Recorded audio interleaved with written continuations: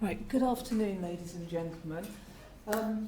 First thing I'll say is mine isn't going to be as colourful as the two presenters we've just listened to.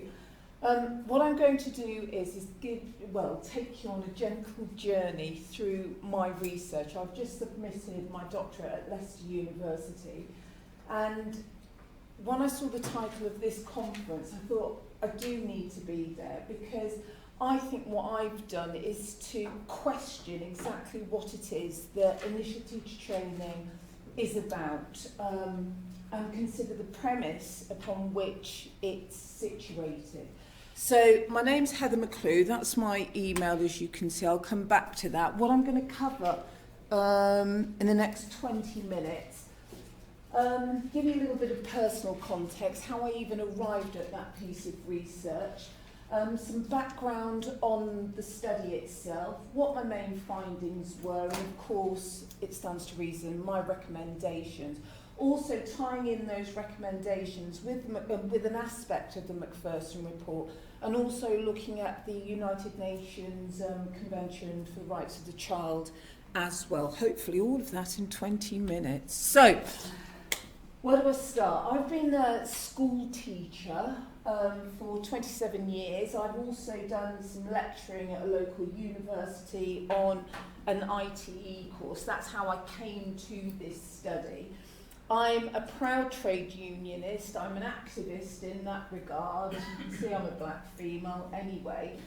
The insider-outsider position comes about because, yes, I'm part of the profession, but as a black female, I have to say I've stood outside, and I still feel as though I'm outside of the profession. So when speaking to you this afternoon, I had to talk about positionality and all the different positions that I come to this spot now, but also my current role as an educator researcher. And it pains me to say that I'm an insider-outsider, not just because the research itself took place in institutions that I wasn't part of, but also from a political point of view, my standpoint as a black female within education. I'm of Jamaican heritage, I am a mother and I'm a sister. That's important to me because Jamaica is an island that has struggled. I'm very proud of my Jamaican heritage, but the struggle continues. The resistance, it's one of the most resistance-full Caribbean islands that there are. When other islands, Caribbean islands, were, I'd say, more easygoing, Jamaicans haven't been. And I grew on that struggle from my parents' perspective, seeing them struggle. And that has come into my own activism and the stance that I take within education per se. So, to begin with, this is what I know, and I wanted to share this with you. Some of you will already know this already. But this quote, this is something that I shared with students, the trainees or student teachers that I was working with not so many years ago, and that was at the front of their handbook. Okay, so when they came to us and they started the course, open it up, there it is. To me, teaching is about humanising, and I think really in the current context, we've lost that, whether it's through the neoliberal politics, and I'll come to that, or just, where we are with the rise of fascism and what have you, which is an aspect of. But this is why I teach. It's the realisation that education is there to humanise, it's there to liberate fundamentally.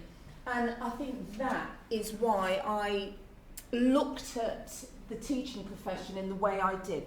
What exactly is it that we're trying to do in the name of preparing teachers to go out there and do what Gino has highlighted here?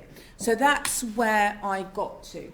So in undertaking the research, I had to look at the context that we're currently operating in. So we've had 30 years, thereabouts, of neoliberalism, God bless it. We now have a laissez-faire approach to education where any old bugger, excuse my language, can train a teacher, it would seem. The numerous myriad of pathways that are available, I mean, I couldn't even begin to list them. As we heard from other speakers today, education is pursuing a business model. I work in an academy in actual fact, and sometimes, going back to that quote, I do wonder what is at the heart of your educational strategy. Is it the child, or is it your target? Is it your data schmater? Okay, that is really where we're going at the moment. Now, the other thing that has struck me is the fact that, having looked at lots of publications regarding how we teach our train our teachers, it would appear that race has been totally voided from that agenda. Part of my research, I actually looked at the documents, and the only phrase that could, I suppose, tentatively be linked to anything of colour was the word diversity. I ask you, what exactly is diversity? What terms such as race, inclusion, equality, social justice, not there at all, which obviously just reinforces the fact that I think education per se, and we heard it earlier, is becoming a sanitised landscape where we don't talk about race at all. But what we do, according to the quote by Wilkins and Wood, is that the teachers now actually regulate each other. So it's almost as though we become suspicious and we inspect one another rather than turning our attention to the children that are in our charge. I'm not going to provide all the references. I just wanted to put up here some of the references that I used for my study. Derek Bell, God bless him, Gloria Ladson-Billings, her work is just amazing with regards to certainly my own knowledge in this area. She wrote a paper called Critical Race Theory, What's It Doing in a Nice Place Like Education? Well worth the read. James Baldwin has been a stalwart for me, he really has. And then some of the British, Bernard Cord, my heart leapt this morning when I heard his name. I mean, that for me as well. I came across Cord's work when I was on probably first or second year of a BA up at Leeds University, and that for me just made me see, as somebody who was training to teach, is this really, from a policy point of view, what's going on with black children? And I think that as well has always fueled my passion within and that need for justice. Okay, so that some of the documents that I actually looked at within my literature review that were specific to the training field for teachers were, of course, the teacher standards. What is it about the inspection handbook that determines how teachers are actually taught? Had to look at the Macpherson report. I haven't just put that in because I was coming here today.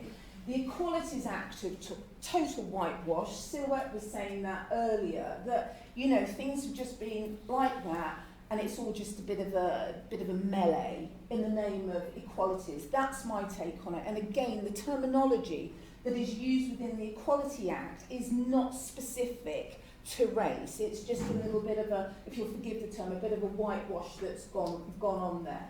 This last document, the Carter Review of Initial Teacher Training, that was to actually supplement the standards and bring greater understanding to the teacher standards. But again, when I looked at it, references to race and social justice are sorely missing.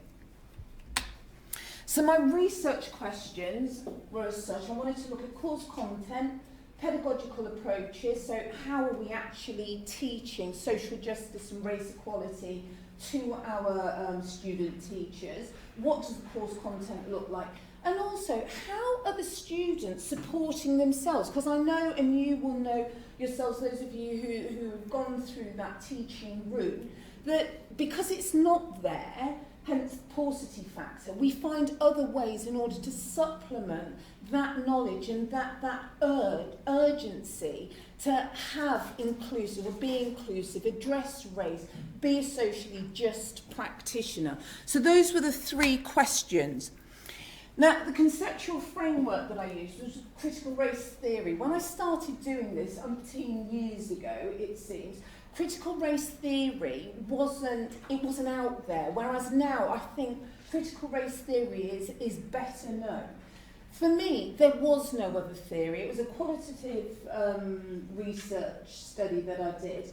But because of my own experience, the racism, my observations, that I've read, I had to choose critical race theory, because what critical race theory does is actually acknowledge the experience of those that have gone through or felt any sort of racism or disadvantage. It's not trying to say, as Ladson Billings errs at there, that it might be a figment of our imagination, a chip on the shoulder. This theory actually acknowledges it. So the main tenets are the centrality of racism, that it actually exists, that white privilege and power is something real. We know it's real, but it actually states it, and that it is a destructive force, I would say, within education, and it acknowledges it wholesale. And then it also, what critical race theory does is to draw on the voices of black people, and you have that narrative. We were having a discussion in here earlier about how can white teachers teach black history, and I'm not going into that now, but of course they can, but the dialogue often dispels the voice of black people. So this theory does acknowledge it.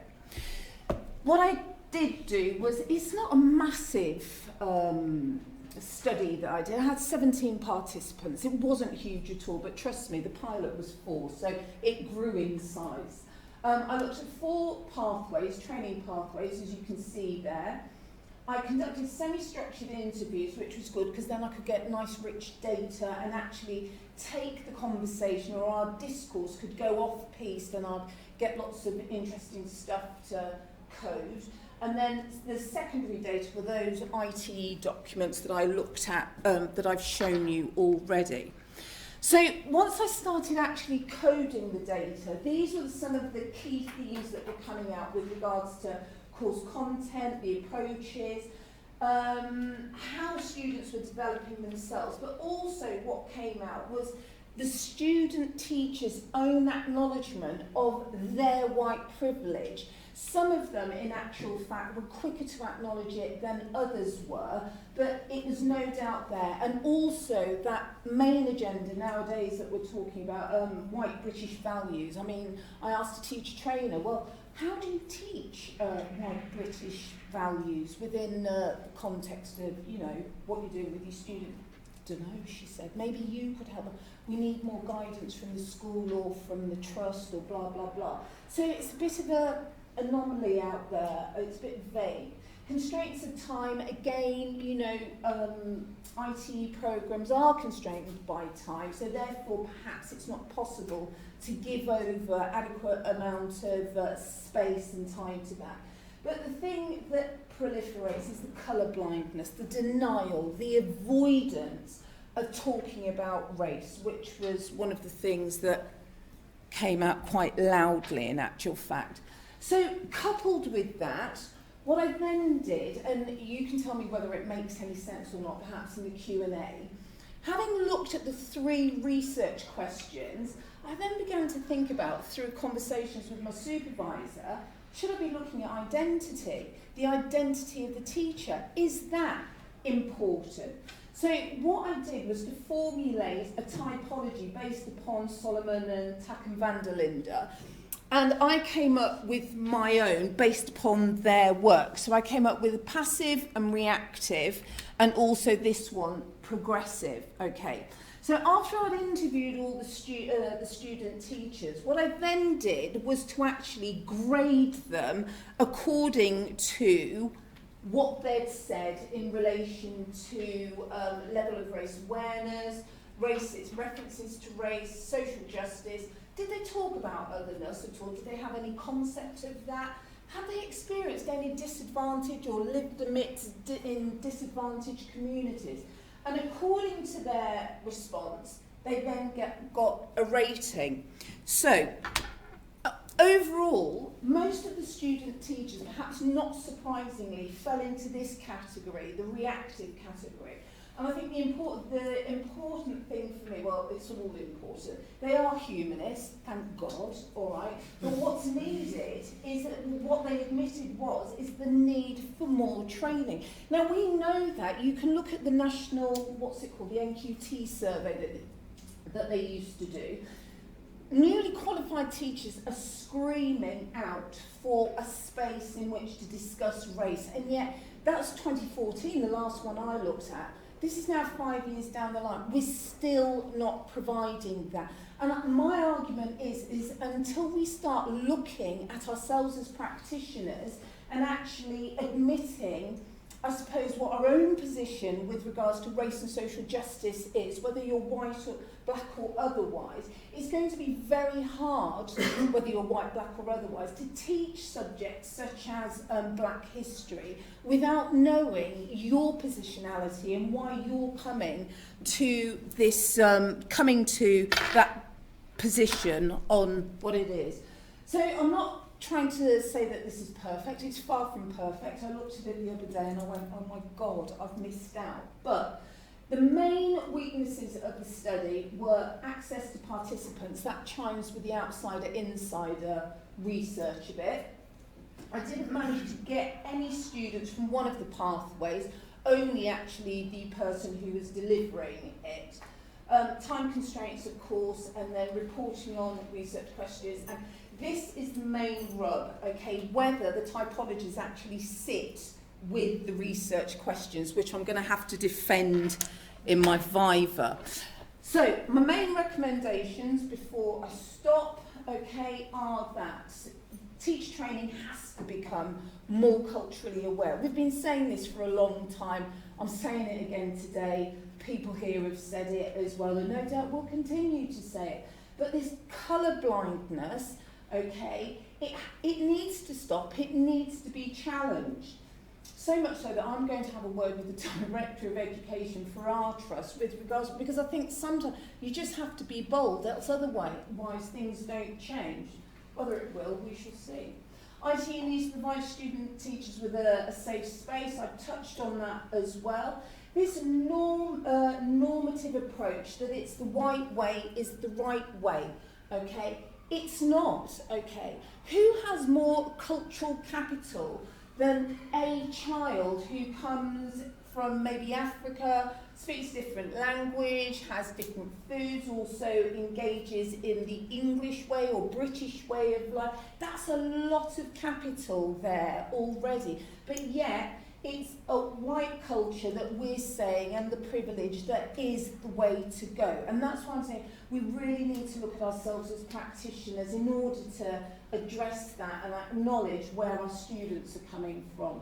The academy itself requires cultural diversity in the course delivery, and also, as our colleagues were saying a moment ago, the way in which we're delivering it needs to change, and it's really heartening to hear that Middlesex is actively doing that. But what I also would add is that teaching staff need to change within the academy. We're calling, or I hear calls for, we need more black students in universities. There aren't enough going. Where are the black lecturers? Black lecturers or lecturers of colour really make a difference. If we're not around the table when the design of the curriculum is going on, as Einstein said, you keep doing the same thing, you get the same results all the time. It's not rocket science. We're not trying to break the atom. So it's really common sense, but I really do think it's implicit upon us that we're bold and we make that change. I think, I don't know whether I'm out of time or not, but am I? Excellent. That comes from teaching in the classroom to the bell, no doubt. So with Macpherson, obviously it's well known what was said about institutional racism within the report itself, but Lord Macpherson also acknowledged that it's the unwitting prejudice, ignorance and thoughtlessness. I beg you, that is exactly what's going on. It's not overt. I don't have to go down the corridor and have people call me names. It's not. But it's the lack of progression, okay, that you're there and you're doing a great job, but somehow you're not seen. That colour blindness, okay, that denial, that avoidance, somebody called it unbiased, what do they call it? That one. I cannot stand that term, because it's just repackaging racism in a nice way, I think. What it is, amounts to, is the denial of people of colour to progress. And I think really and truly it's disappointing from my position that 20 years after Macpherson's report, I'm standing here today, and I have to say I really don't think it's changed. Our children are still, I think it's only Romany children that achieve less than black children in schools. And when you think about how long the African Caribbean community has been established, talking about Windrushing, what have you, our children are one of the worst, perhaps, almost the worst performing set of children within the school. How can that be 50 years on from CORD? We have to look at ourselves as practitioners, both in the university. And I just wanted to quickly say that having had the opportunity to work with Professor Osler on human rights, what I've said previously chimes with aspects of the UN's rights of the child as well. They do have rights, and I think when you look at that and tie that into where we are now, we're not doing them any justice whatsoever. Black children, that is. I think I've said enough. So that's where I'm at. Thank you very much.